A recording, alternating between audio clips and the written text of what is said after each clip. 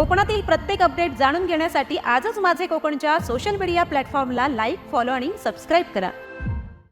रायगड जिल्ह्यातील महाडमध्ये एका खळबळजनक घटनेत शिरगावचे सरपंच आणि ठाकरे गटाचे उपजिल्हा समन्वयक सोमनाथ ओझरडे यांच्यासह तिघांविरोधात अॅट्रॉसिटीचा गुन्हा दाखल झाला आहे। 1 जानेवारी रोजीच्या रात्री महाड शहरात ही घटना घडली।